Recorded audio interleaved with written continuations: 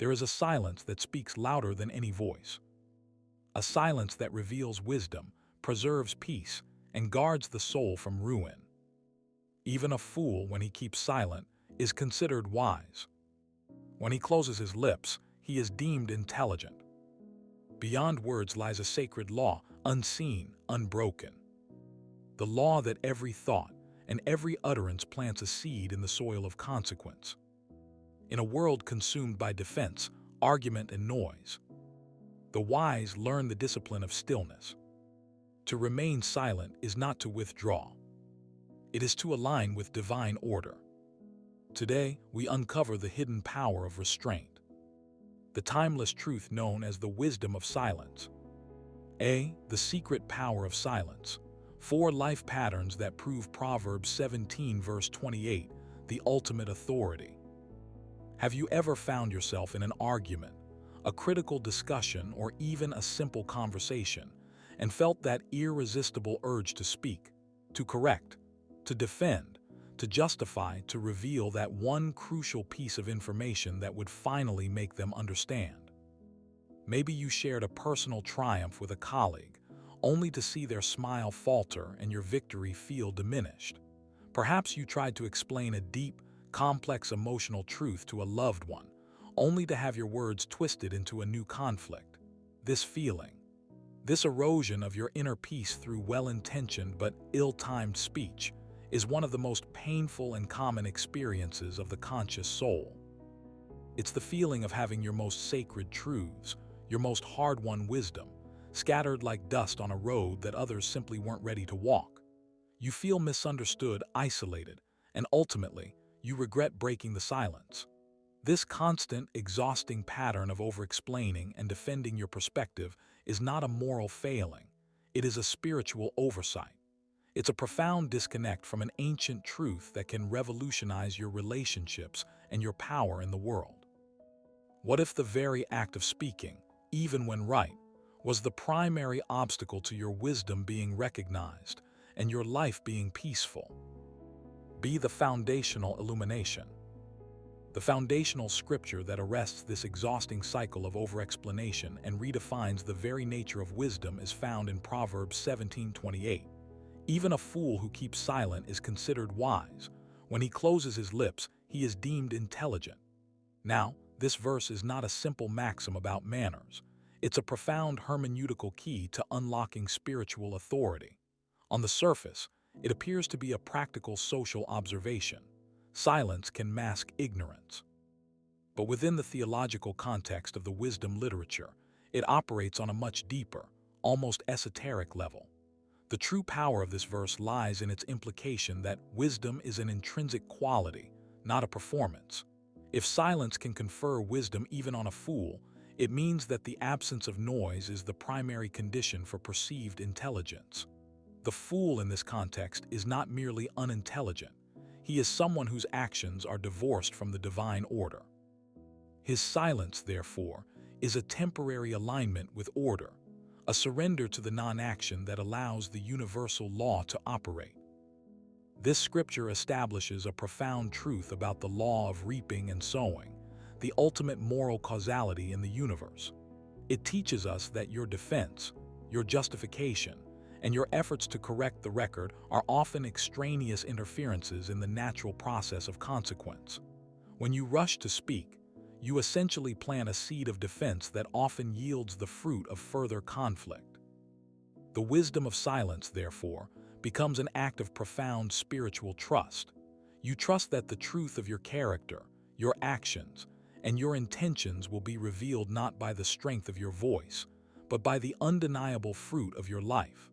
By choosing silence, you step back and allow the universal biblical mechanism of consequence to separate the wise from the foolish. It is an act of authentic discipline that reserves your inner power and ensures that when you do speak, your words carry the full, unexpended weight of your sovereign soul. See the deep dive, psychology and philosophy. The psychological and philosophical mechanism behind the power of Proverbs 17, verse 28 hinges on 2 concepts: ethical regression and the teleology of existence. When an individual speaks to correct, criticize, or defend. They engage in a form of ethical regression because they temporarily abandon the sovereign self and place their internal sense of validation outside their control, directly into the hands of the listener. They are essentially saying, "I require your assent to confirm my truth." This immediate need for external validation is a core psychological flaw that Scripture warns against. The teleology of existence, the inherent purpose and design of life, is structured to reveal truth through consequence, not through debate.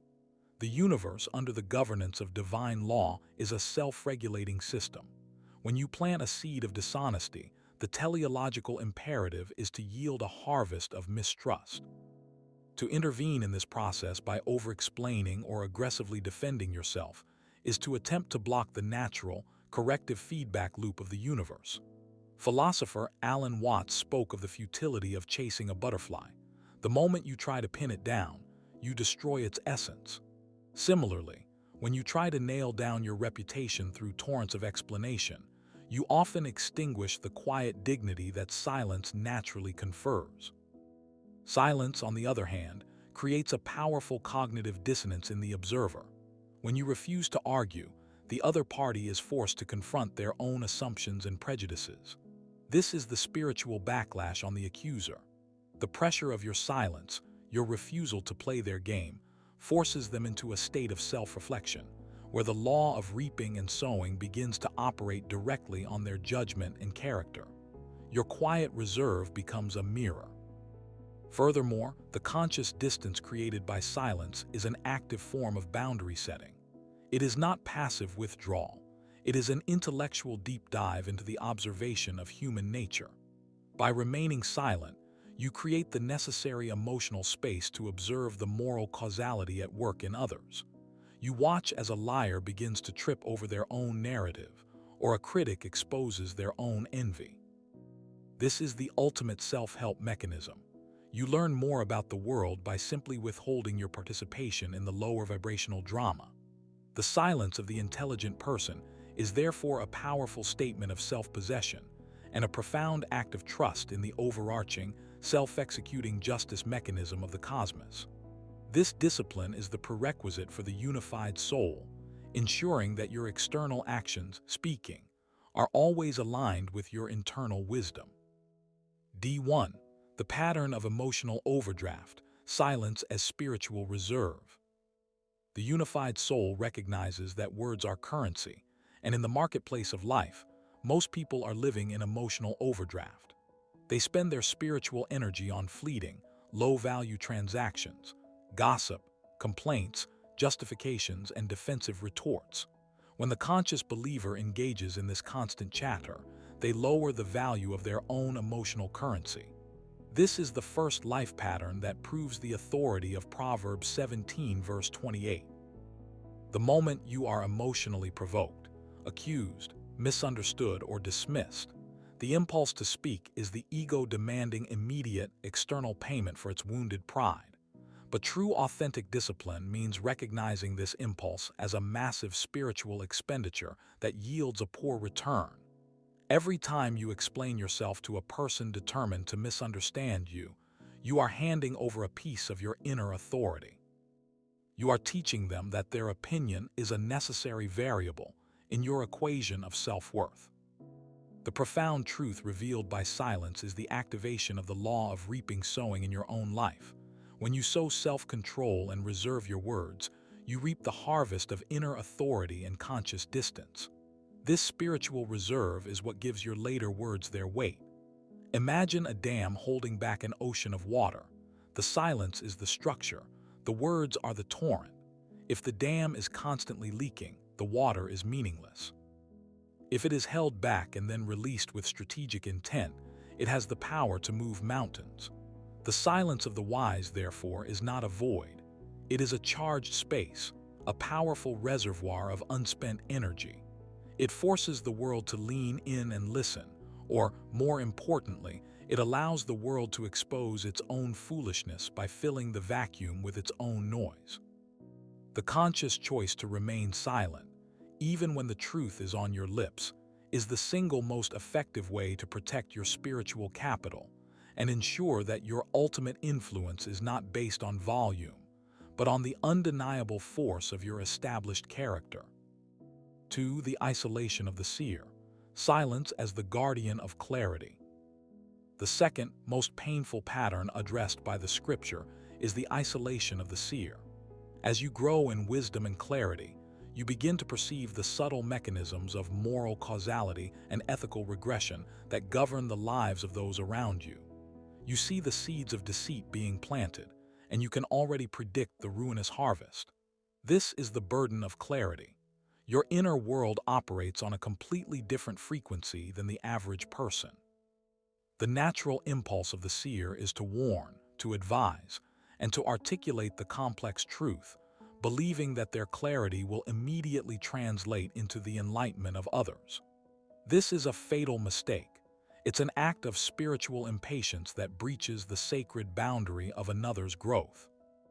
When the wise person tries to impose their advanced clarity on someone still mired in ethical regression, e.g., someone committed to a cycle of lying or cheating, the inevitable result is not gratitude, but hostility.